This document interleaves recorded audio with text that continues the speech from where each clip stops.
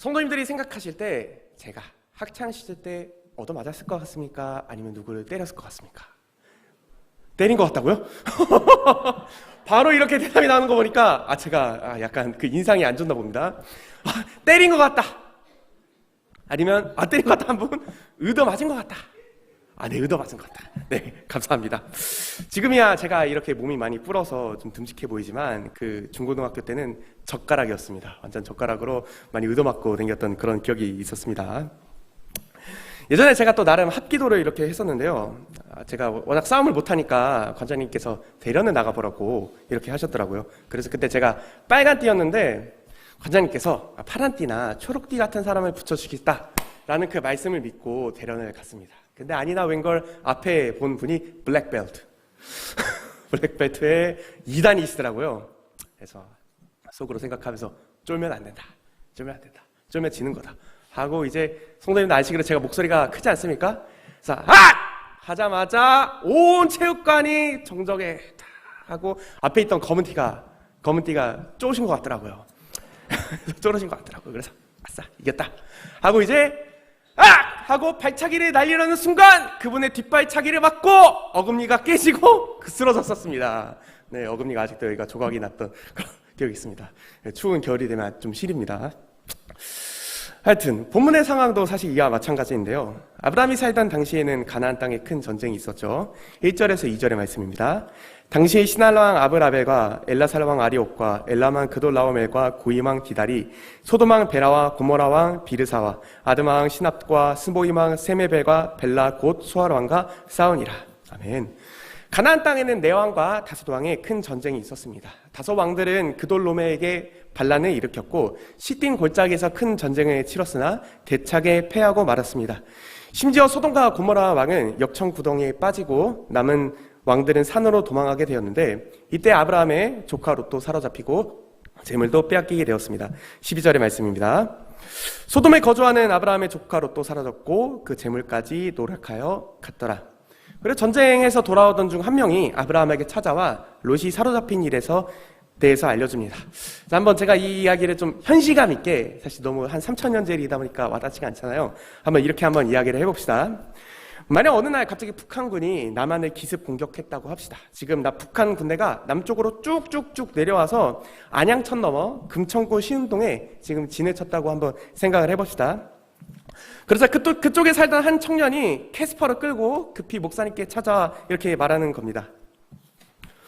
목사님, 큰일 났습니다. 지금 북한군이 내려와서 저기 석수역의 아버지 일을 도와주던 최원희 전사를 포로로 잡아버렸습니까? 어찌하면 좋겠습니까? 라고 이야기를 하는 겁니다. 그러자 목사님께서 이제 광고 시간에 말씀하시는 겁니다. 자, 영광교회 성도님들, 우리 최원희 전도사 열심히 사역을 했는데 지금 북한군의 포로로 잡혔다고 합니다. 우리 모두 저 안양천 넘어 있는 북한군을 무찌르고 최원희 전도사를 구해냅시다! 라고 한다면 구하실 분이 있으실까요? 감사합니다. 이런 반응 원한 건 아닌데 구해주신다면 정말 감사할 것 같습니다. 아마 어렵겠죠. 우리가 사실 뭐 총이 있는 것도 아니고 그래도 뭐 탱크가 있는 것도 아니고 어렵겠지만 우리가 가서 싸운다 해서 우리는 질 것이 아마 뻔한 것 같습니다. 아브라함이 처한 상황도 이와 같습니다. 가나안 땅에 큰 제국이 큰 전쟁을 벌였고 심지어 네 나라의 왕은 파죽지세로 남쪽으로 치고 내려와 승리를 거두었습니다. 그리고 아브라함의 조카 롯도 끌려가게 되었죠. 이때 집에서 길린 318명을 데리고 간다 해도 그 전쟁에서 이길 수가 있었을까요? 거대한 이 네 왕에 비해서는 아브라함과 318명은 아주 초라한 것처럼 보였습니다.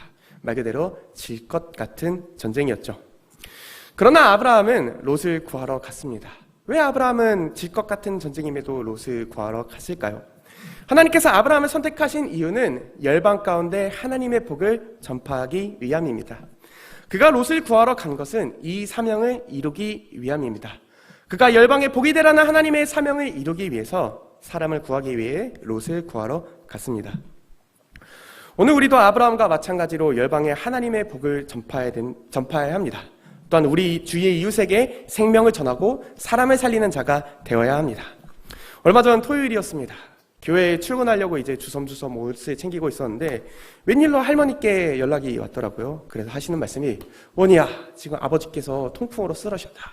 너가 빨리 와서 가게를 봐줘야 된다. 이렇게 말씀을 하시더라고요.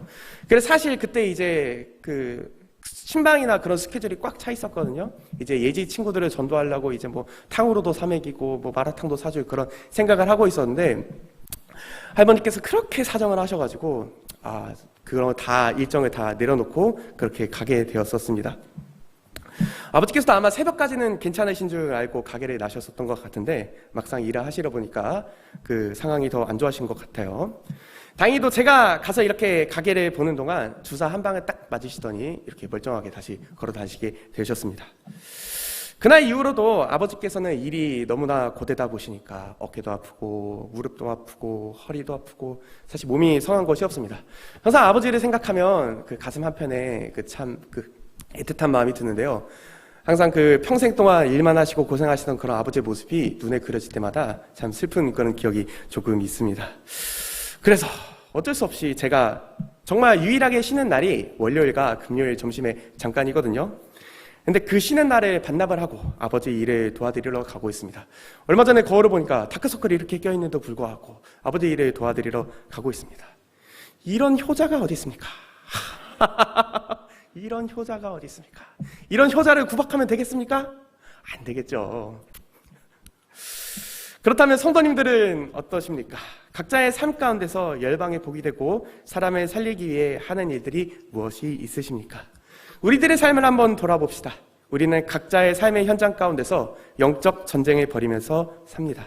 마치 아브라함이 겪었던 전쟁과도 같은 상황이죠. 우리 앞에 직면한 문제는 도무지 해결될 것 같지 않습니다. 하나님께서 오늘 우리와 함께 하시는가? 라는 의심이 썰물처럼 몰려올 때가 한두 번이 아닙니다. 아버지께서도 언젠간 장사를 하시면서 한숨을 푹 쉬시면서 말씀하시는 게, 언제 하나님의 연단이 끝날까? 언제 내 인생에 형통이 찾아올까? 이렇게 이야기하는 것을 들었었습니다. 우리는 매번 질 것과 같은 현실을 살아갑니다. 사악한 우리의 대적은 우리를 보고 비웃는 듯 합니다. 우리가 싸우고 있는 전쟁, 영적 전쟁이 무엇이 있을까요? 먼저 우리 자신을 먼저 한번 생각해 봅시다. 우리는 세상 가운데서 그리스도인으로 살아갈 때 매번 죄의 유혹과 시험 가운데 쓰러지고 넘어집니다. 세상의 유혹은 우리를 죄에 빠지도록 유혹하죠. 매번 이렇게 살지 말아야지 다짐하지만 막상 다시 이제 우리의 삶으로 돌아왔을 때 반복해서 죄에 넘어지고 쓰러지는 것을 경험합니다. 우리 가정을 한번 좀 생각을 해봅시다. 우리 영광교회를 생각해보면 우리 가정 가운데서 홀로 믿음을 지키시는 성도님들이 많으십니다. 매일 나의 사랑하는 남편, 또 나의 자식이 예수 그리스도를 믿었으면 좋겠다는 마음에 열심히 기도도 하고 또 권면도 해보지만 참 쉽지가 않죠.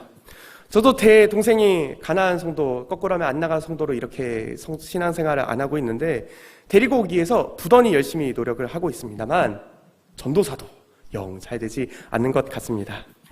때로는 성도님들 가운데 이런 경험들이 많이 있지 않습니까? 교회를 나간다는 이유로 이제 박해와 핍박을 받기도 합니다. 가정에서 홀로 이렇게 나와 신앙을 지키는 것이 참으로 외롭고 어려운 영적 전쟁입니다.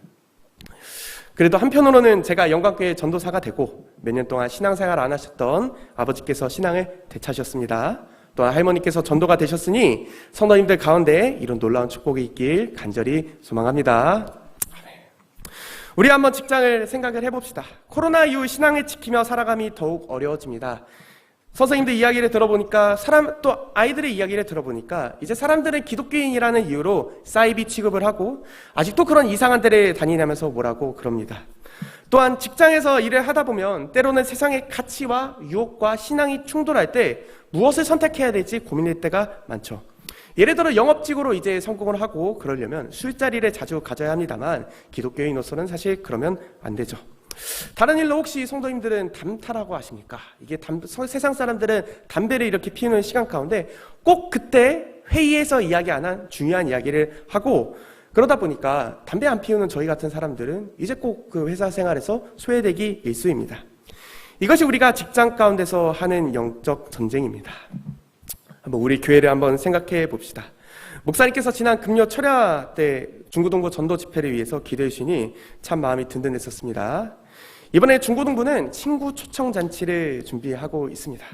근데 또 아이들이 파업을 했습니다. 한 친구는 고맙게도 잘 참여해주고 있으나 한 친구는 이제 강 건너 불구경하듯이 쳐다보고 있고, 또 한 친구는 난 죽어도 친구를 데리고 오지 않겠다라고 엄포를 놓은 상황입니다. 그래서 참 선생님께 죄송한 마음이 크죠. 선생님들이 정말 쩔쩔매면서 이렇게 얘기하시는 것을 들었어요. 너가 오늘 전도할 친구의 이름을 적지 않는다면 난 너를 집에 보내지 않겠다 라고 말씀을 하시더랍니다. 참 전도사로서 감사하고 든든하죠. 그렇게 믿음의 동력자들이 정말 열심히 하시는 모습에 대해서 감사하지만 죄송한 마음이 큽니다. 죽어도 하기 싫다는 애 붙잡아 놓고 하기 싫은 거 억지로 시키는 것만큼 힘든 일이 또 어디 있겠습니까? 그 심정이 무엇인지 알기에 사실 선생님들의 그 어깨에 너무나 무거운 짐을 짊어지게 하지 않았나 씁쓸합니다. 솔직히 아이들에게 영어도 가르치고 매번 밥도 사 먹이고 교사들과 또 제가 눈물로써 이렇게 헌신을 쏟아부었다면 우리가 이렇게 친구 초청 잔치를 할 때 전도사님, 제가 꼭 영광교회와 중고등부를 위해서 친구들 5명을 데리고 오겠습니다. 충성! 이렇게 얘기하는 것은 바라지도 않습니다. 이렇게 얘기하는 것은 바라지도 않아요. 그냥 시키는 거 조금 까먹더라도 그냥 좀 잘 해주고 친구한테 한번 놀러 오라고 연락해주고 그거면 충분할 텐데 참 그게 어려운 것 같습니다. 저도 교회를 위해서 노력하고 있는 부분이 있죠. 유치부를 생각해보면 매달 한 번씩 전도를 위해 어린이집 가서 설교도 하고 또 선물도 나눠줍니다. 또 어린이집 큰 행사가 있을 때면 붕어빵도 굽고 솜사탕도 나눠주고 최선을 다했습니다. 근데 지난주에 이제 선생님들과 조금 얘기를 해보니까 만약 지금의 7살 아이들이 유초동부로 올라가게 된다면 갑자기 유치부가 거의 반토막이 나더라고요. 참 왠지 모르게 열심히 하는 것 같지만 날마다 아이들이 줄어드는 것 같습니다. 제가 왜 제 이야기를 이렇게 장황하게 하느냐 하면은 아마 영광교회 성도님들 가운데서도 항상 교회를 지키기 위해서 저랑 같은 처지에 있으신 분들이 많으실 거라 저는 생각합니다.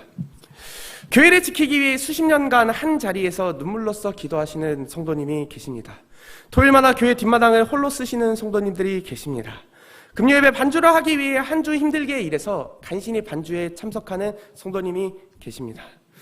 그리고 우리 항상 다음 시대의 교사분들, 한 수도 직장 가운데서 전쟁 같은 일상을 사시다가 피곤한 몸을 이끌고 아이들의 말씀 한 자라도 더 가르쳐 보겠다, 한 명이라도 더 전도해 보겠다고 처절하게 노력하는 것 모두 다 잘 알고 있습니다.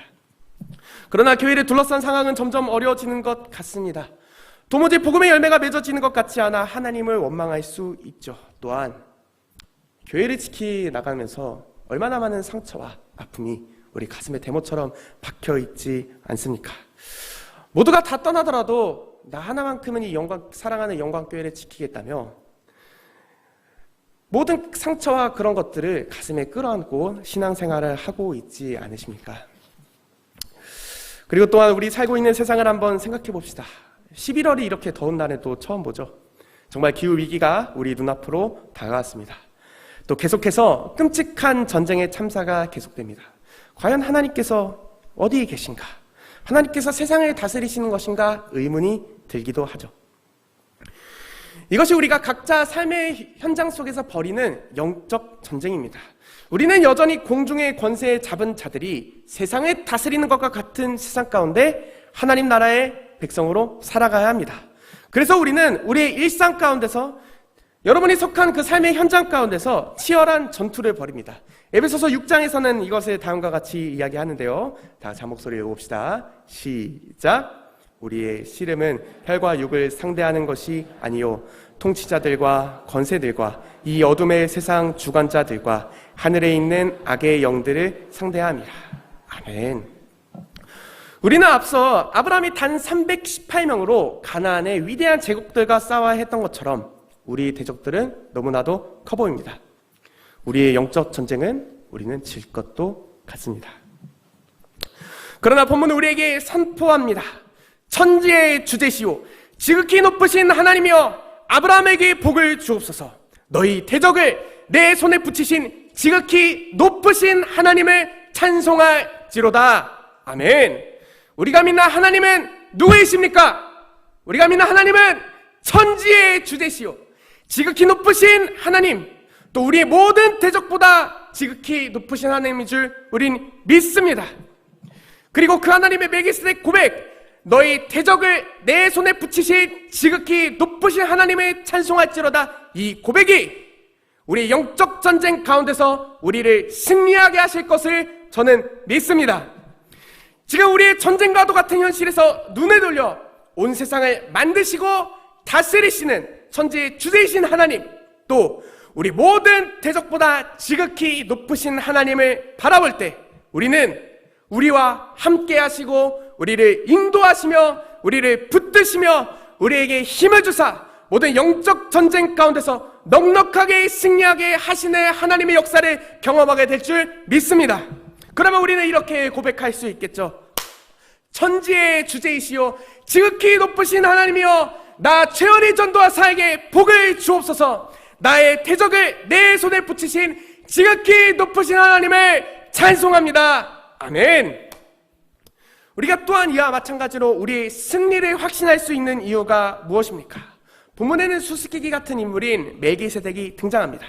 이 멜기세덱의 이름의 뜻은 평화의 왕이죠. 우리에게 참된 평화를 주신 분은 누구십니까? 바로 예수 그리스도십니다. 히브리서 7장에서는 예수 그리스도를 영원한 멜기세덱의 반차를 따르는 제사장으로 소개합니다. 우리는 예수 그리스도 안에서 우리 전쟁 같은 현실을 살아갈 때 우리 마음속에 참된 평화가 있는 줄 믿습니다. 그가 우리에게 어떻게 평화를 주셨습니까? 그것은 바로 장사된 지 사흘째 되던 날 마리아가 보았던 그 빈무덤이 증거입니다.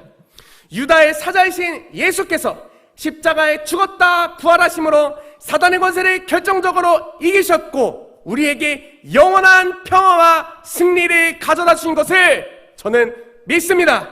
아멘. 우리가 아까 불렀던 찬양처럼 우리의 모든 소망이 이 예수 그리스도의 십자가 부활, 그 예수 그리스도 안에 있는 것을 저는 믿어요. 그래서 예수께서 이미 승리하셨기 때문에 창세기 3장의 원복음같이 임의의 원수의 머리를 상하게 하고 우리는 대적의 성문을 차지한 자입니다. 한번 로마서 16장 19절을 큰 목소리로 읽어봅시다. 시작! 평강의 하나님께서 속히 사단을 너희 팔 아래에서 상하게 하시리라. 우리 주 예수의 은혜가 너희에게 있을지어다. 아멘. 아브라함의 11조는 이것에 대한 고백이요, 그가 질 것 같은 전쟁에서 승리했던 것이 자신의 힘으로 한 것이 아니오 오직 지극히 높으신 하나님께서 승리하게 하셨다는 아브라함의 고백입니다. 오늘 우리도 우리의 승리는 우리의 힘과 능력이 아닌 무덤에서 부활하신 예수 그리스도를 통해 승리를 주시는 하나님께 있음을 믿습니다. 고린도전서 15장에서는 이렇게 얘기합니다. 한번 큰 목소리로 읽어봅시다. 시작! 그러나 여러분은 하나님께 감사를 드리십시오. 그분은 우리 주 예수 그리스도를 통하여 우리에게 승리를 주십니다. 아멘. 예수님께서도 이렇게 말씀하셨습니다. 요한복음 16장 33절의 말씀입니다. 시작! 이것을 너희에게 이르는 것은 너희로 내 안에서 평안을 누리게 하려 함이라. 세상에서는 너희가 환난을 당하나 담대하라. 내가 세상을 이겼노라. 아멘. 또 로마서에서 이렇게 얘기하죠. 그러나 이 모든 일에 우리를 사랑하시는 이로 말미암아 우리가 넉넉히 이기느니라. 넉넉히 이기느니라. 아멘. 성도님들, 우리는 승리했습니다. 또 승리할 것입니다. 천지의 주제이신 하나님, 지극히 높으신 하나님, 또 사망 권세를 이기시고 부활하신 예수께서 이미 승리하셨기 때문입니다. 또 우리 주위를 둘러보십시오. 아브라함의 318명, 기도원의 300용사와 같은 믿음의 동력자들이 우리와 함께합니다. 서로를 위해 기도하시고 헌신하시고 봉사하시고 격려하시고 또한 위로하십시오. 마지막으로 이런 승리하는 자의 삶은 어떤 삶입니까? 바로 말씀에 따라 사는 삶입니다. 아브라함은 전쟁에서 승리하고 돌아왔을 때 소돔왕은 등장했습니다. 소돔왕은 아브라함에게 전리품을 준다고 했지만 아브라함은 거절했습니다. 다만 같이 전쟁에 동참했던 사람들의 양식 일부만을 달라고 했습니다. 그가 왜 이런 믿음의 선택을 했을까요? 이것은 멜기세덱에게 11조를 바친 것과 마찬가지로 이 전쟁이 하나님이 하신 일이며 소돔왕이 아닌 하나님께서 아브라함을 채우실 것이라는 믿음의 고백입니다. 우리는 다시 한 주 살아갈 때 전쟁과도 같은 일상을 살아야 합니다. 그 가운데서 이 하나님의 놀라운 말씀을 붙잡고 살아갈 때 우리는 아브라함처럼 승리하게 될 줄 믿습니다. 아멘. 말씀의 능력을 믿으십시오. 말씀을 살아내십시오. 그다음에 그 말씀이 내 삶 가운데서 어떻게 역사하시는지를 경험하십시오. 그리고 이 말씀의 능력을 우리 삶의 현장 가운데서 세상에 똑똑히 증거하십시오. 아멘. 이제 다시금 우리는 고군분투하는 전쟁과도 같은 일상을 돌아가야 합니다. 그 가운데 우리는 열방의 복으로, 사람을 살리는 자요 그리스도인으로 말씀을 지키는 세상의 빛과 소금이 되는 자로 살아가야 합니다. 질 것 같습니다. 질 것 같습니다. 우리의 대적은 우리 눈에 보기에 너무도 커 보입니다. 그리고 영적 전쟁은 정말 끝이 없어 보입니다. 마치 마라톤과 같죠. 그러나 승리합시다. 끝까지 싸워 이깁시다. 끝까지 포기하지 맙시다. 말씀으로 이겨냅시다. 기도로 승리합시다. 천지 주지이신 하나님, 지극히 높으신 하나님, 무덤에서 부활하신 하늘과 땅의 모든 권세를 가지신 우리의 소망이신 예수께서 우리를 승리하게 하실 것입니다. 우리 가정은 복음화가 될 것입니다. 우리 남편, 자식이 예수 그리스도를 믿게 될 것입니다. 우리 직장의 삶은 형통하게 될 것입니다. 우리 교회는 성장할 것입니다. 우리가 맡은 부서들의 아이들이 늘고 예수 그리스도를 영접하는 역사가 일어나게 될 것입니다. 우리 중고등부 교사분들, 중고등부는 승리할 것입니다. 유초등부는 승리할 것입니다. 우리 유치부는 부흥할 것입니다. 우리 영광교회는 모두가 어렵다고 할 때 날마다 부흥하고 사랑이 가득한 교회가 될 줄 믿습니다. 우리를 통하여 소아동이, 대한민국이 또 세계 열방 가운데 복음이 전파되고 하나님 나라가 확장될 것입니다. 승리하십시오. 승리하십시오. 끝까지 포기하지 말고 싸워 이기십시오. 지금 만약 절망 가운데 지쳐 쓰러져 있다면 당장 일어나 그리스도의 십자가 앞으로 가십시오. 그가 우리에게 힘과 능력과 지혜를 베풀어 주실 것을 저는 담대하게 믿습니다. 아멘. 그리고 마침내 우리의 싸움을 마치고 이기는 자로 우리 예수 그리스도 앞에 섰을 때 우리의 영원한 왕이신 예수께서 우리 머리 위에 면류관을 씌워주실 줄 믿습니다. 다 같이 이 구절을 읽고 설교를 마치려 합니다. 시작! 나는 선한 싸움을 마치고 나의 달려갈 길을 마치고 믿음을 지켰으니 이제 후로는 나를 위하여 의의 면류관이 예비되었으므로 주 곧 의로우신 재판장이 그날에 내게 주실 것이며 내게만 아니라 주의 나타나심을 사모하는 모든 자에게로다. 아멘. 기도하시겠습니다. 하나님 아버지 은혜를 감사합니다. 우리의 삶은 마치 영적 전쟁과도 같아서 우리를 끝없이 낙심하게 하고 우리에게 힘이 없도록 우리를 시험의 유혹으로 빠지도록 우리를 유혹합니다. 그러나 주님, 나의 힘이 되어 주시옵소서. 나의 능력이 되어 주시옵소서. 나에게 지혜와 성령의 권능을 베풀어 주시옵소서. 그리하여 우리가 영적 전쟁으로 싸워갈 때, 말씀을 따라 살아갈 때 우리 대적이 우리 눈앞에서 쓰러지는 역사가 일어나게 하시고 하나님 나라가 확장되는 위대한 하나님의 구원의 계획이 성취되는 것을 내 이 두 눈으로 똑똑히 보게 하여 주시옵소서.